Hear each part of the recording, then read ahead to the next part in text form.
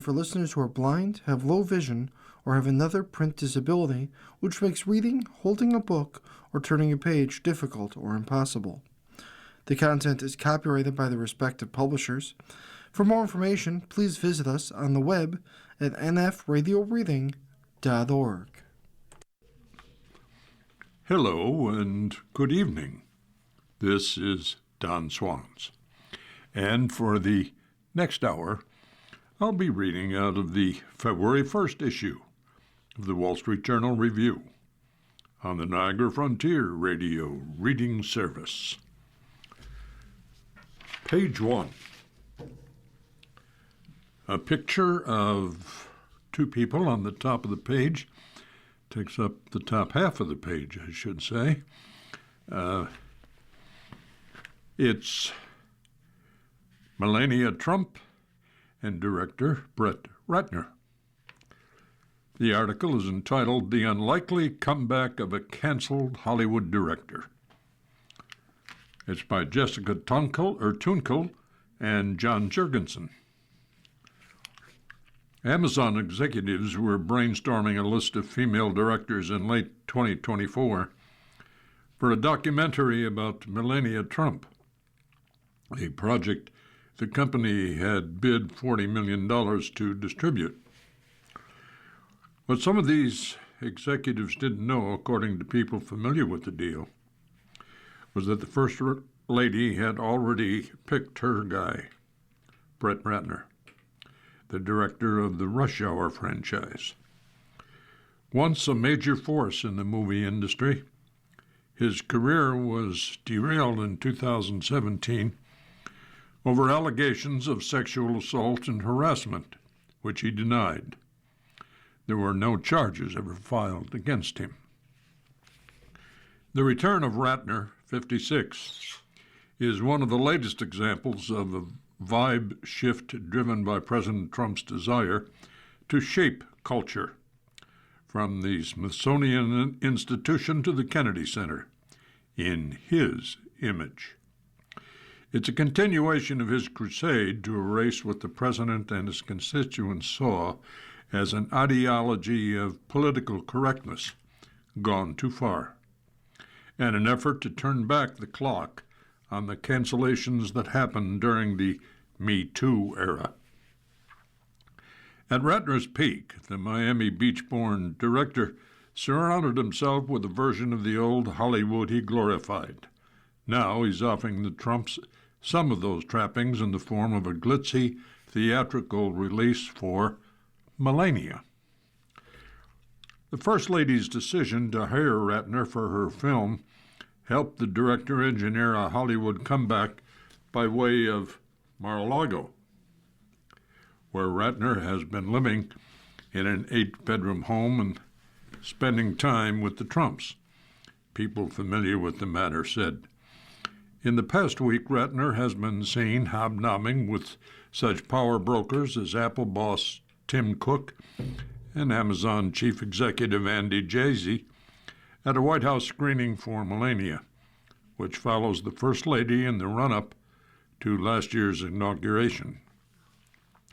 A red carpet premiere for the film is scheduled at the Trump Kennedy Center Thursday night, and Amazon MGM Studios is set to release it on Friday in more than 1,700 movie screens in the U.S. and Canada before it hits the company's streaming service. I look forward to showing the world what an incredible First Lady you are, Ratner said in the caption of an Instagram post under a photo of himself with Melania at the White House screening. True, the impact Melania will have at the box office is unclear.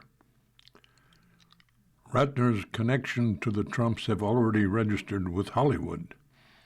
Media executives have sought the filmmaker's help in getting the president's ear, namely for assistance in discouraging Trump's idea to impose a 100% tariff on films produced overseas, according to people familiar with the situation. Even Ratner's upcoming projects are closely tied to Trump, Ratner filmed the president at the White House for a planned documentary-style project about the Abraham Accords, the administration's 2020 pact designed to normalize relations between Israel and several Arab states. The project has self-help guru Tony Robbins, a friend of Ratner's, as an investor and executive producer, and will also feature other world leaders across the Middle East to examine a complex subject that is often misunderstood, polarized, and widely debated, Robbins said in an email to the Wall Street Journal. A bigger test of Ratner's comeback efforts is already in motion, and that is Rush Hour 4. That movie, which Ratner had been working on since 2019, was passed over by the likes of Amazon and Sony, according to people familiar with the situation, but was only greenlighted late last year after Dave Ellison, son of Trump ally Larry Ellison, merged his Skydance media production firm with Paramount, the famed Hollywood company. Paramount's new studio heads expressed misgivings about distributing a movie connected to Ratner, according to a person involved in the discussions, but the company is moving ahead. Trump is said to be a fan of the franchise and Ratner's work. President Trump was amazed by the beauty, glamour, and exceptional cinematography portrayed throughout the First Lady's new highly anticipated film, and he's very proud of her. White House Press Secretary Carolyn Leavitt wrote in an email statement, he looks forward to attending the premiere of the Trump Kennedy Center on Thursday evening. Ratner's a new base at Mar-a-Lago is not far from the coastal beach city where he grew up. Ratner was raised in Miami Beach by his mother and maternal grandparents, Jews who left Cuba after the revolution. Ratner has said he didn't have a relationship with his father until he was a teenager, citing that absence as a reason he routinely forged friendships with older men, including Alvin Melnick, a high-profile Miami Beach investor and restaurateur, whom Ratner has described as a father figure. Before Ratner learned how to make movies, he understood how to navigate the system.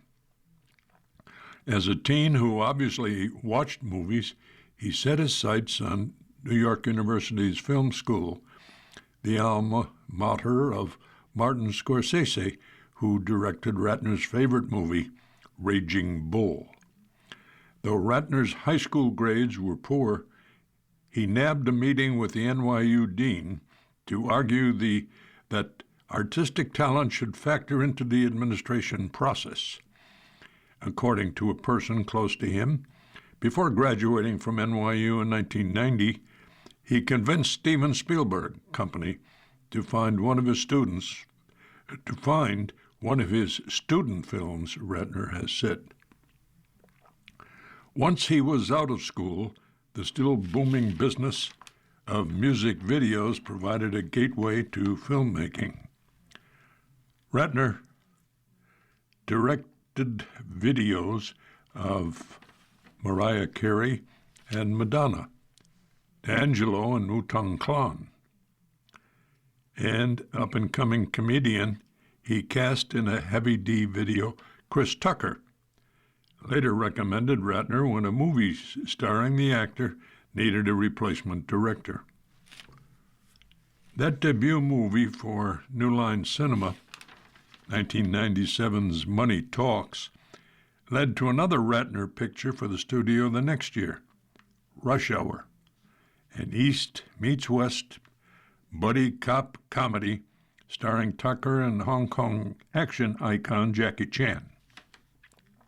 The hit minted Tucker as a movie star and gave Chan his first Hollywood smash. It would generate 2 sequels and serve as the biggest trophy of Ratner's directing career. As he climbed in Hollywood as a director and producer, Ratner became just as well known in these circles as a tireless operator, according to people who worked with him. Ratner didn't drink or do drugs, people close to him say, but he loved to party. His estate, dubbed Hillhaven Lodge, whose past owners included Ingrid Bergman, was a celebrity haunt for the likes of Eddie Murphy, Mick Jagger, and Al Pacino. There was a disco room from the 1970s, and visitors posed in a novelty photo booth for strips of portraits, many of which Ratner published in a coffee table book featuring Michael Jackson, Britney Spears, and more.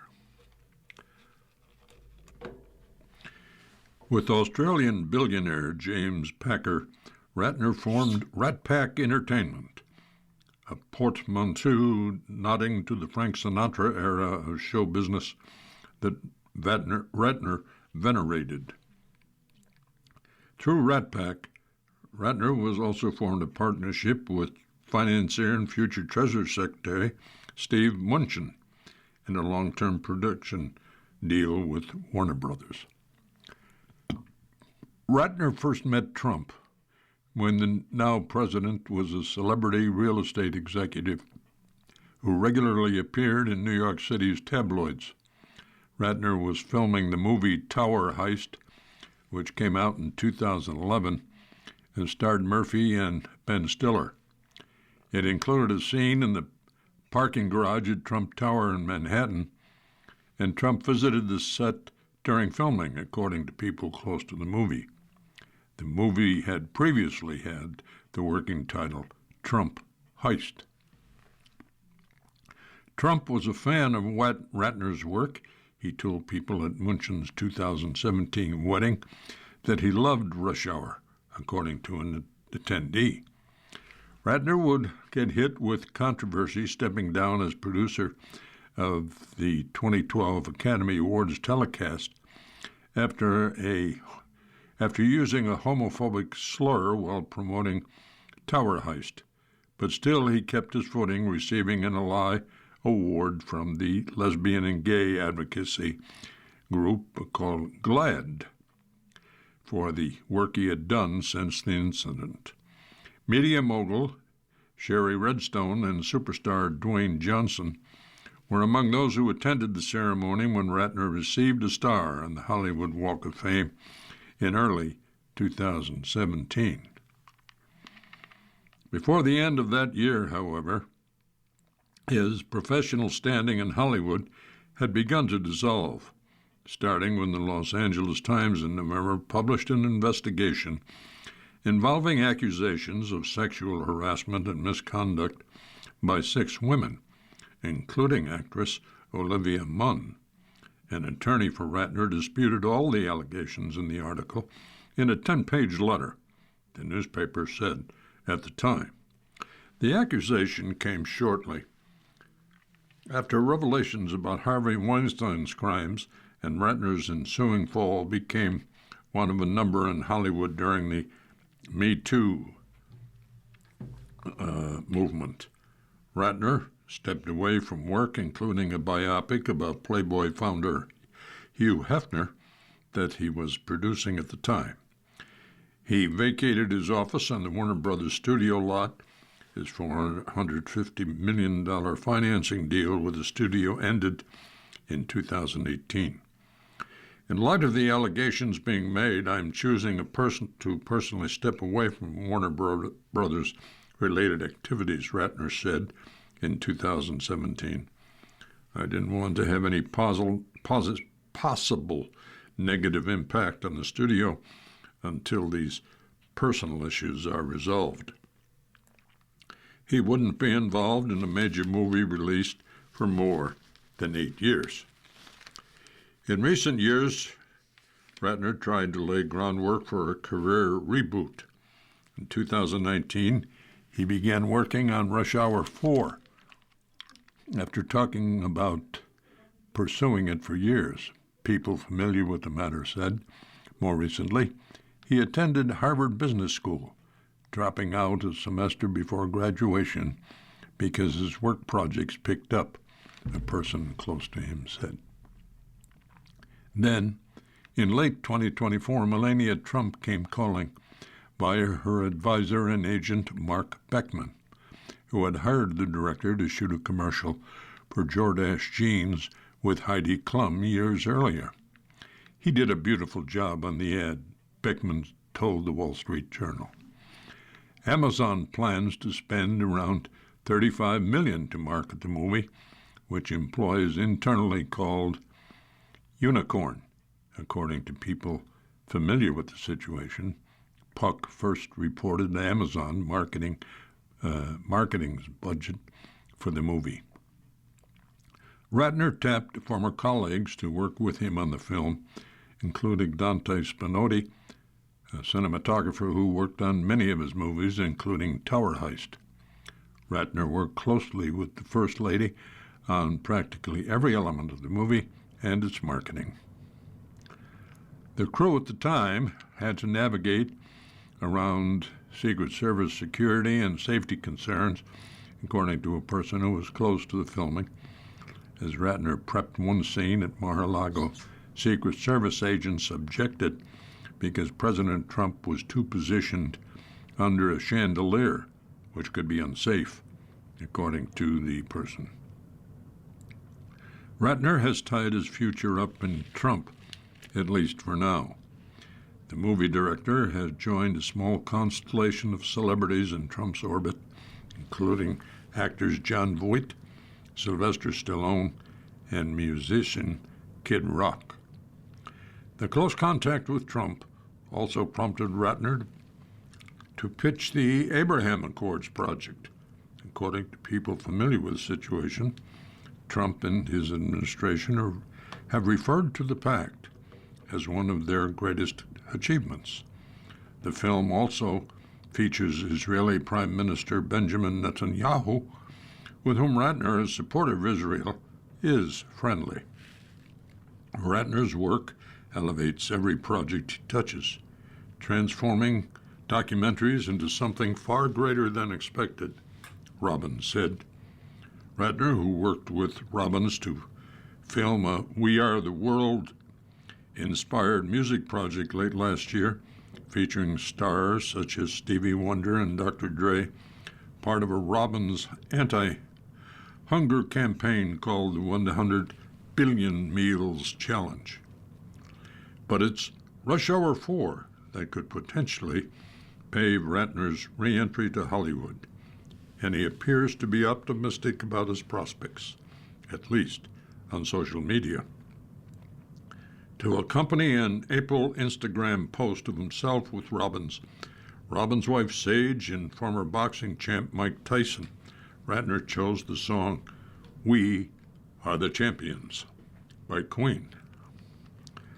Proximity is power, he wrote, quoting one of Robbins' signature mantras in a caption for the photo snapped at Mar-a-Lago. Who you spend your time with is who you become.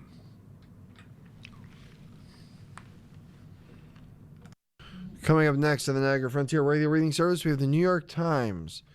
Following that at 9 o'clock is Fortune Magazine. And following that at 10 o'clock, we have Denied Access by Don Bentley with Vince Flynn. Stay with us for these readings and more. If you or people you know shop at any of the Dash's supermarkets, please save Dash's register tapes for radio reading. Our agency receives $2 for every $100 in Dash's register tapes. Radio reading has raised thousands of dollars so far. Anyone can drop off their Dash's tapes to the Niagara Frontier Radio Reading Service at 1199 Harlem Road, Cheektowaga, between William and Clinton Streets. Or Dash's tapes can be mailed to the Niagara Frontier Radio Reading Service at 1199 Harlem Road, Cheektowaga, New York, 14227. Any questions on Dash's tapes for radio reading? Call us at 716-821-5555, and thanks for caring.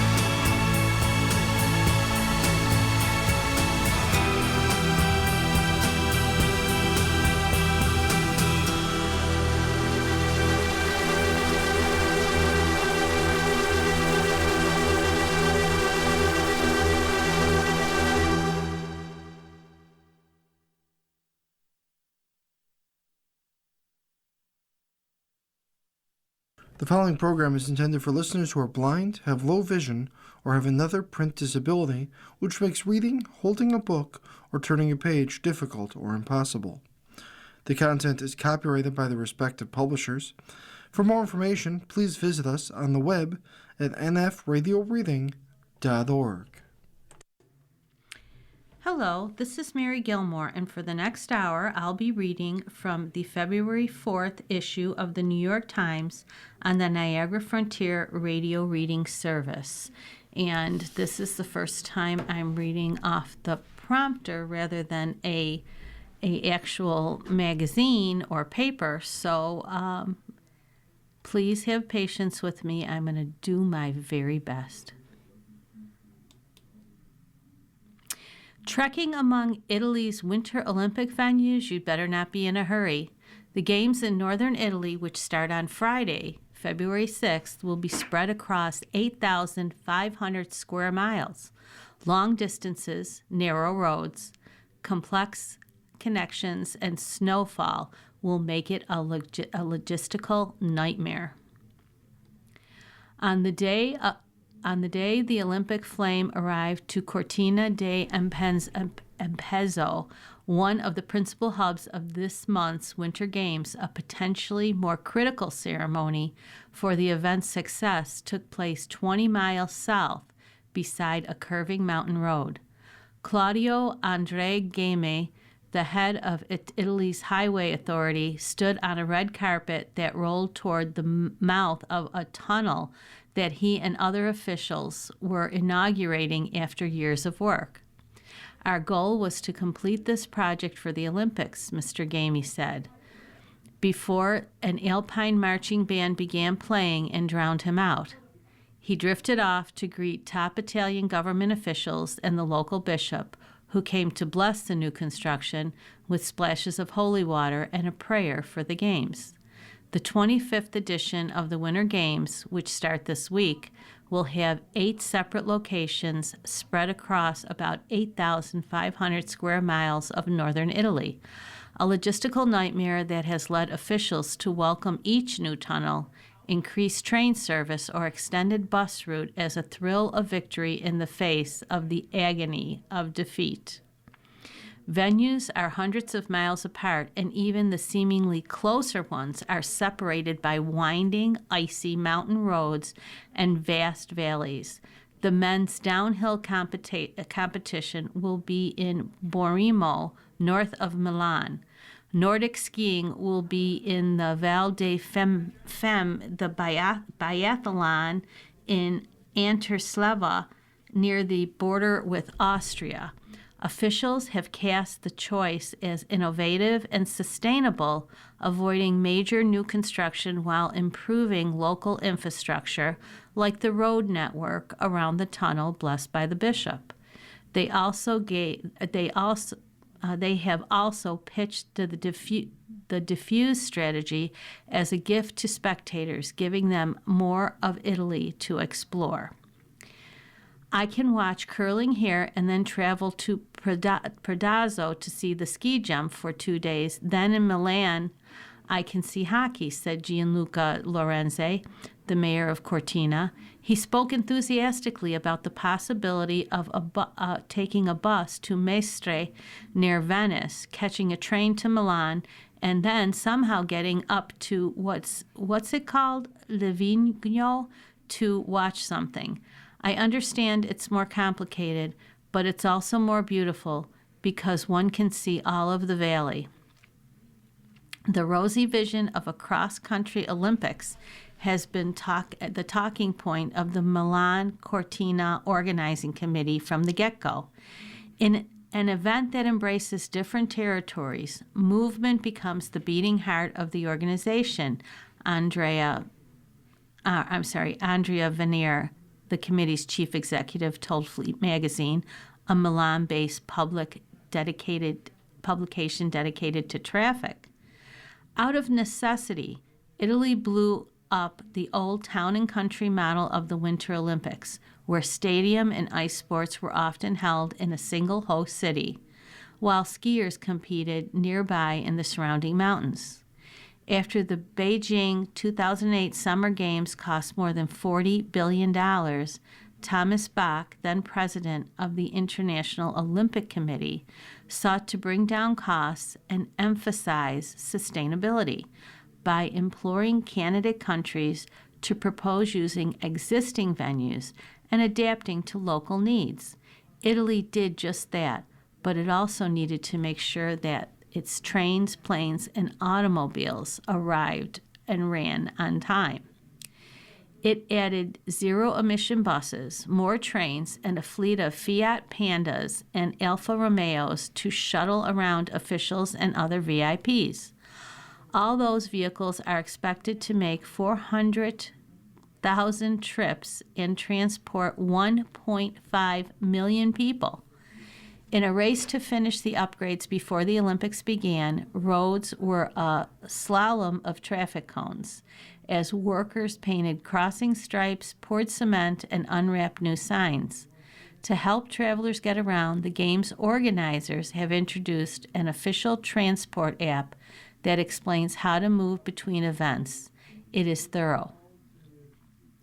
According to the app, the best route from the curling and bobsled events in Cortina in the Dolomite Mountains of northeastern Italy to the snowboard competitions in Livigno on the border between northwestern Italy and Switzerland is to walk 8 minutes, take the TCCOAS transport shuttle for 3 hours and 3 minutes to Venice, walk another 4 minutes to catch the 9748 high-speed train for 2 hours and 15 minutes to Milan's Central Station, where after a walk of 5 minutes, one can take the 9074 regional train for 2 hours and 30 minutes to Tirano, then walk another 2 minutes to the bus station, catch the TCVA1 bus for 50 minutes, then change to the TCVA02 bus for 9 more stops, and another 1 hour and 12 minutes, and walk 9 minutes to the competition site. The estimated travel time is 18 hours and 6 minutes. Already in the days before the opening ceremonies on February 6th, the games have been the source of bumper-to-bumper gridlock. Temporary road closures related to the passage of the Olympic torch, the app informed users on January 30th, and sure enough, all around the country, the Olympic flame was stopping traffic cold. In one of those backups on a narrow mountain road alongside fog-shrouded peaks in the Italian Alps outside Cortina, passengers abandoned their cars to stretch their legs or walk a leashed cat. After nearly an hour, they watched a caravan of police officers with blue sirens, red and yellow trucks equipped with DJ booths, shuttle buses, and a van, apparently with the flame inside, drive by. Some officials fear a wintry mix will also snow on the logistical parade. Heavy snowfall is anticipated in Cortina during the first week of February, leading one top Italian Olympic official who spoke on condition of anonymity to avoid stating the off-message obvious, to urge spectators in one location to watch events in another on television. In recent days, Cortina was already hammered by snowstorms that turned the town into an enchanting winter wonderland and traffic nightmare.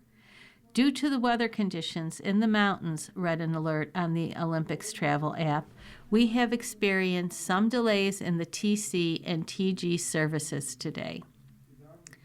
Some locals spoke bitterly about the special passes they have had to procure to go about their usual commutes. Others were more optimistic. Let's say you travel, you see the landscape, said Alessandra Pumpin, 57, from Cortina. Maybe it won't even go badly. She spoke next to a bobsled track where she and some friends had just helped a group of Southern Italians whose car had spun out in a snowbank. That morning, much of Cortina seemed littered with ill-equipped rental cars. "Careful, it's soap," a woman walking her dog under an umbrella shouted to a car sliding by a stadium that will host the curling events. When one reporter, this one, got stuck on a back road, an Olympic gold medal winning curler had to rescue him in her four-wheel drive. Some wealthier Olympic enthusiasts have decided to avoid the roads altogether. David Rinaldi, a luxury experience concierge, talked about a client who had paid more than 110,000 euros, roughly $130,000, for a 10-day Olympic package that will transport them around northern Italy by helicopter. They are paying a lot of money for the games, Mr. Rinaldi said at the VIP club in Cortina.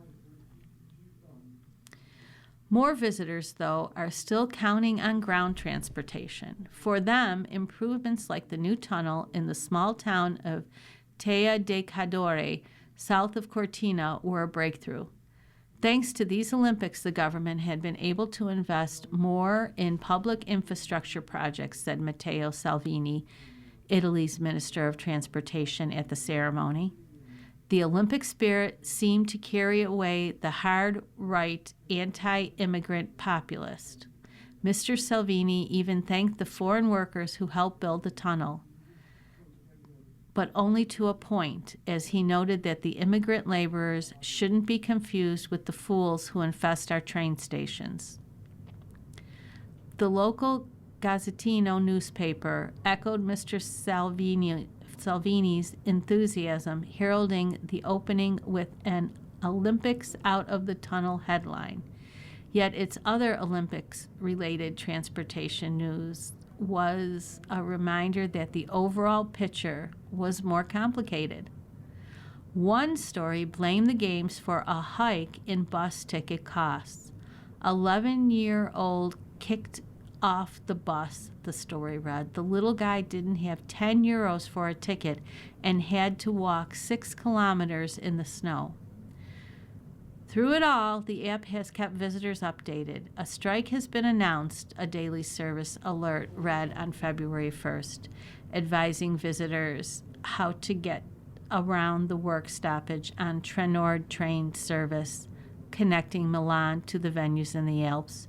To reach the Valentina cluster, connect by bus to MXP and take direct lines to Bormio. Okay.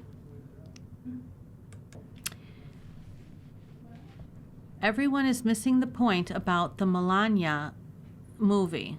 Since Melania, the film about the 20 days leading to Melania Trump's second term as First Lady, had its premiere at the Kennedy Center, it has been alternately criticized and mocked, reviews and memes exploding in both old and new media. The film has been called an elaborate piece of designer taxidermy, The Guardian, propaganda, The Daily Beast, and a mockumentary, Vanity Fair. Its box office take has been analyzed and debated as reports of its record-setting opening and screenshots of empty movie theaters spread. Yet amid all the hoo-ha, a critical point has been missed. This isn't a documentary. It's not an advertorial for the Trump administration or family. It's the hard launch of a new lifestyle brand, not so co-named, yes, Melania. Hence, Mrs. Trump's multiple references to her creative vision within the movie, with the inauguration as her calling card. Hence, the many lovingly framed scenes of her towering stilettos. Hence, the large amount of film time spent on details of her inaugural outfits. Her insistence that the neckline of the blouse she wore to the swearing-in be sharply crossed rather than cowl, and that the band on her hat be half an inch narrower. Hence the revelation by Hervé Pierre the designer who also works as Mrs. Trump's stylist, that the inaugural gown is in her colors, black and white. Mrs. Trump agrees. It's very me. By contrast, her husband's colors are clearly gold, red, white, and blue. But the brand must be more than a series of glossy surfaces. It must at least gesture at having values. Hence the repeated references to her commitment to family and conversations about continuing her work on children's behalf. Mark Beckham, Mrs. Trump's longtime agent, summed up thinking in an interview with the Times of London the week before the premiere, noting it's all about supporting this luxury brand she's building. The trail of crumbs for Melania's brand has been sprinkled throughout the second Trump administration, almost like an extended teaser trailer, and it started years before December 2024 when the Melania movie began filming. Brand Melania was, in fact, originally muted. You are listening to a reading of articles and features from the New York Times on the Niagara Frontier Radio Reading Service. Mrs. Trump sued the Daily Mail for libel for claiming that a modeling agency she had worked for in the 1990s, was also an escort service. The implication, the suit stated, affected the First Lady's unique once-in-a-lifetime opportunity as an extremely famous and well-known person, as well as a former professional model, brand spokesperson, and successful businesswoman, to launch a broad-based commercial brand in multiple product categories. Though the brand didn't take shape at the time, the suit was settled, with Mrs. Trump receiving about $3 million and a public apology, and the seed was planted. It began with the memoir, Melania, released in October of 2024, with its graphic black and white cover. It continued through the inauguration with that black and white ball gown by Mr. Pierre. It was further shaped by Mrs. Trump's official portrait, which featured her in a signature black Dolce & Gabbana tuxedo suit and white shirt, standing boss-like behind a mirrored desk. And it has now reached its apogee in the movie itself. Melania's vision is very symmetrical. Right angles, black and white, Mr. Beckham told the Times of London. Case in point, the film's posters with blocky black letters spelling Melania against a white background, and the First Lady herself, captured by the fashion photographer Ellen Van Unwerth, either seated in a geometric chair on one side in a black pantsuit, a white shirt, and black stilettos, or face on in a black turtleneck, hair cascading. At the special screening at the White House for guests like Tim Cook and Queen Rania of Jordan, who was in the movie, attendees were treated to white popcorn buckets with Melania in black letters, black and white Melania cookies, and black and white cake pops. The black Dior dress with the Elena belt Mrs. Trump wore to ring the bell at the New York Stock Exchange matched the black carpet she chose for the premiere, which matched the black Dolce & Gabbana suit and the towering black heels she wore to make her entrance. And of course, the logo of her production company, Muse Films, with the spiky silver-white M that emerges from the dark like the sign of a superhero to start the film. All of this should not exactly be a surprise given the Trump family's commitment to personal brand building, which has extended from cologne and sneakers to national monuments. Even Kai Trump, Mr. Trump's granddaughter, has her own brand, but it does take everything to a new level. Forget the Christmas ornaments and the jewelry Mrs. Trump has previously offered on her website. She clearly has much bigger ambitions, even if the first product she may be selling is herself. To that end, Melania is revealing, not in the way people were expecting, but in letting them know that what they should expect going forward. Trump, in an escalation, calls for Republicans to nationalize elections. The comments made on a conservative podcast following a string of moves from his administration to try to exert more control over American elections. President Trump called in a new interview for the Republican Party to nationalize voting in the United States, an aggressive rhetorical step that was likely to raise new worries about his administration's efforts to involve itself in election matters. During an extended monologue about immigration on a podcast released on Monday by Dan Bongino, his former deputy FBI director, Mr. Trump called for the Republican officials to take over voting procedures in 15 states, though he did not name them. The Republicans should say, "We want to take over," he said.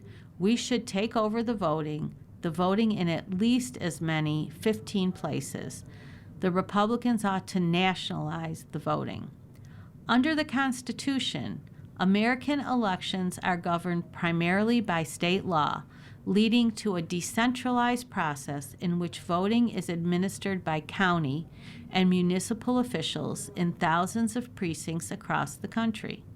Mr. Trump, however, has long been fixated on false claims that the U.S. elections are rife with fraud and that Democrats are perpetrating a vast conspiracy to have undocumented immigrants vote and lift the party's turnout.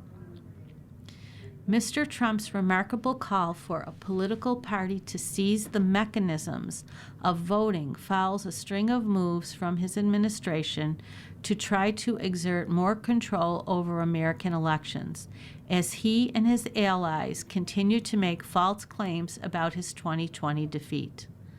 Last week, FBI agents seized ballots and other voting records from the 2020 election from an election center in Fulton County, Georgia, where his allies have for years pursued false claims of election fraud.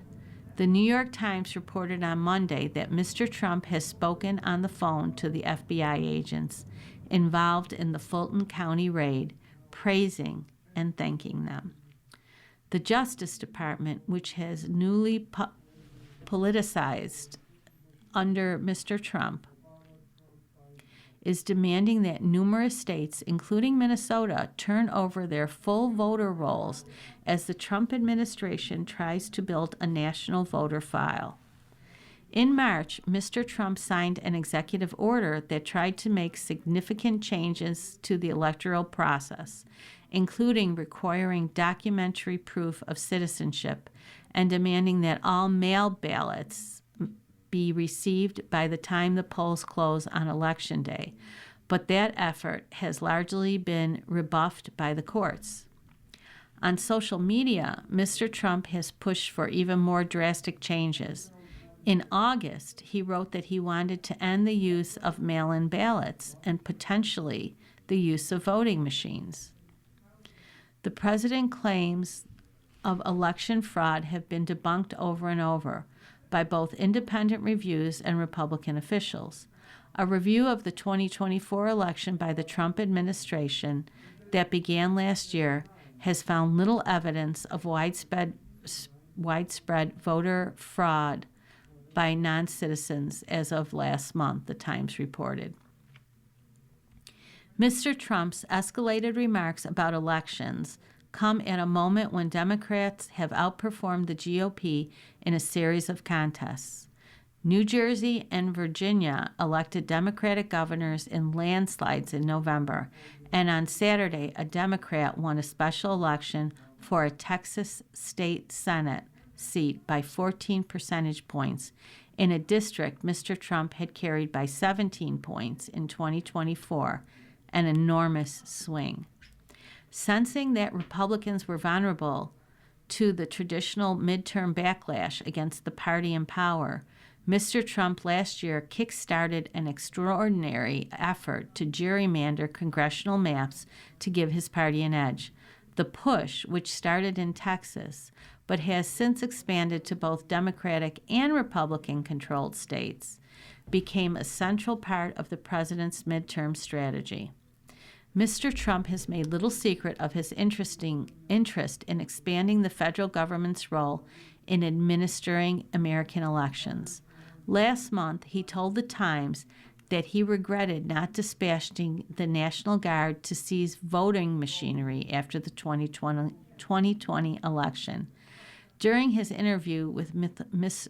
Bongino, Mr. Trump tied his desire for partisan control of voting mechanisms to his administration's agenda to find and deport undocumented immigrants from American cities.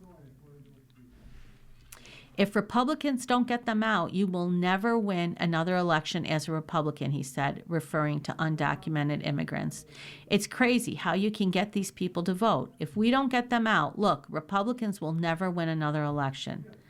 There is no evidence that a significant number of non-citizens have voted in any American election. A 2024 audit by Georgia's Secretary of State found that just 20 of the 8.2 million people registered to vote in Georgia were not citizens, and only 9 had ever voted. Late night roundup. Michael Costa blasts the Super Bowl halftime alternative. Man, what is a real who's who of who, Costa mused after Turning Point, USA's concert, as opposed to the halftime show led by Bad Bunny. Welcome to Late Night Roundup, a roundup of the previous night's highlights that let you sleep and lets us get paid to watch comedy. Here are the 50 best Super No, a right-wing advocacy group, Turning Point USA, will stage an alternative to Bad Bunny's performance at the Super Bowl this Sunday called the All-American Halftime Show. On Tuesdays, The Daily Show, Michael Costa joked that only the radical woke communists who hate America are excited to watch a performance by the most popular musician in America. The good news, there is a halftime alternative, and it's not just turning the 7-layer dip into a 7-layer poop.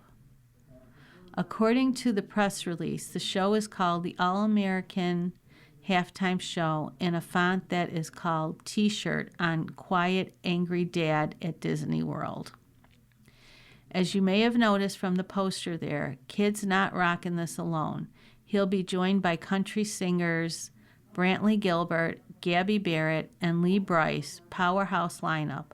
Also appearing are Gary Lee Grant, Gilby Branlett, Dilly Barron, Tandy Breitbart, Billy Gidley, and Baby B-Lo. Stephen Colbert listing fake country musicians.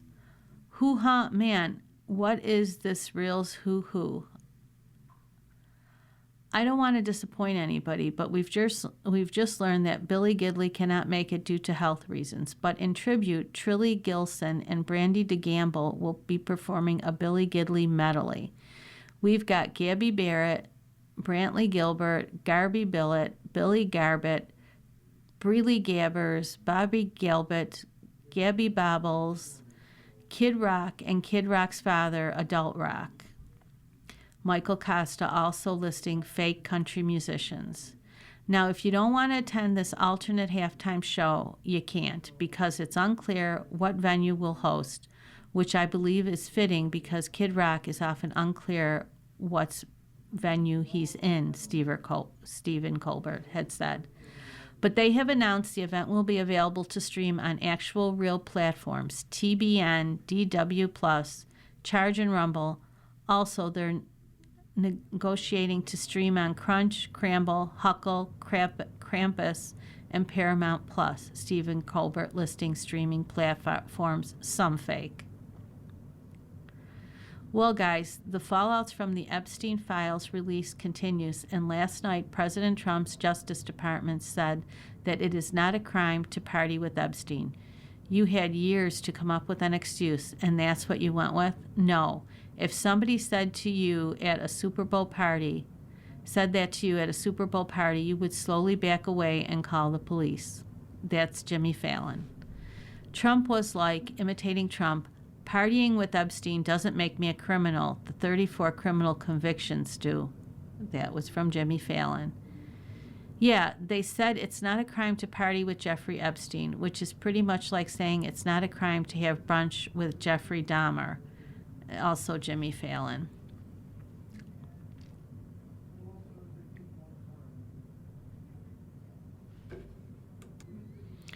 You are listening to a reading of articles and features from the New York Times on the Niagara Frontier Radio Reading Service.